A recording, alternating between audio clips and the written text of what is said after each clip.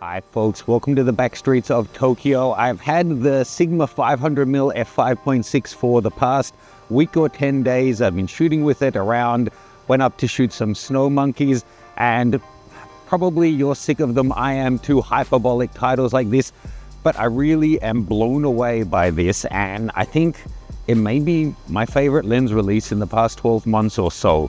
This guy is so tiny. I mean, you can see how small it is. It's even smaller and lighter and cheaper than the Nikon 500 f5.6 PF lens that was for F-mount. If you compare it to like Sigma's f4, it's so much lighter, half the price, so much smaller. If you compare it to a Canon or Nikon 500mm f4, then you're talking like saving $10,000. And I was expecting, okay, so smaller, much lighter, reasonable price. We can expect pretty good image quality out of it, but it's unbelievable.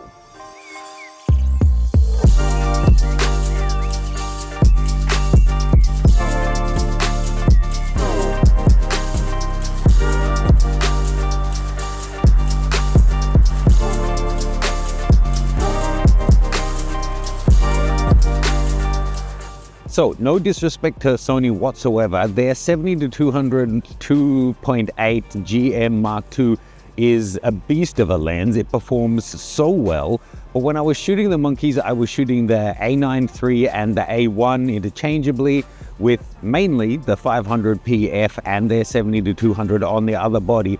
And every time I went to this, through the viewfinder, I was just like, oh my God, this is so crisp and sharp and the separation looks so great. Don't get held back by the fact that this is a 5.6. I mean, I own a 400 2.8, but I would absolutely consider buying one of these if they brought it out for Nikon Z mount. That kind of brings up what is my main only negative for this, and that's that it's at the moment only available for Sony E mount or L mount. And only the L mount version is compatible with teleconverters. You can put a teleconverter on this guy, but then the Sony camera loses the ability to autofocus with it.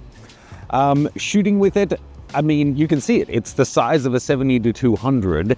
It is $3,000, so it's actually, you know, if you compared it to Sony's 200-600, it's actually, I think, $1,000 more expensive.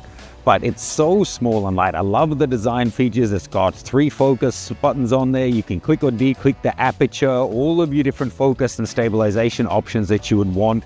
It's got the Arca Swiss foot built in, and it just balances so nicely with the Sony bodies that I was using. You really would struggle, I think, using a giant prime lens on those guys with the Sony bodies being so small.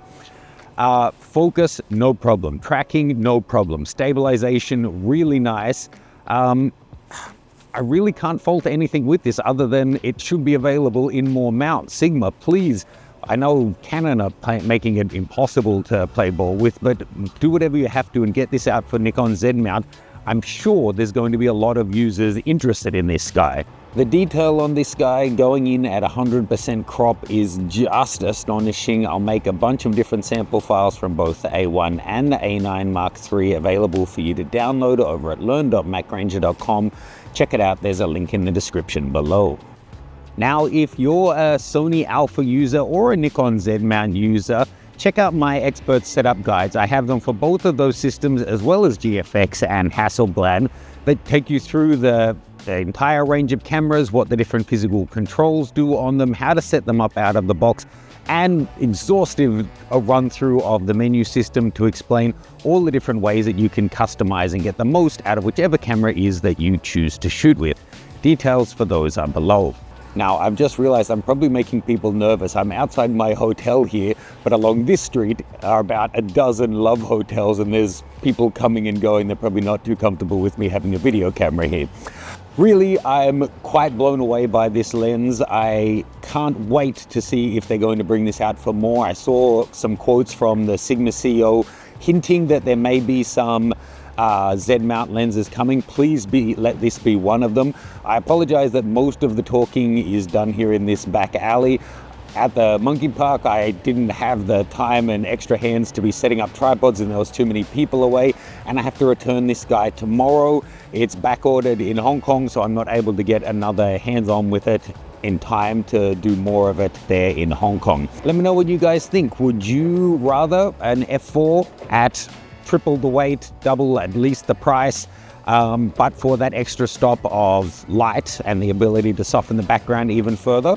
Or is this kind of compromise, do you think, the right direction for mirrorless shooters? I've really enjoyed shooting with it personally. Let me know any questions you have. Check out the sample files below, and whilst you're there, check out my different user setup guides. I'll see you guys soon.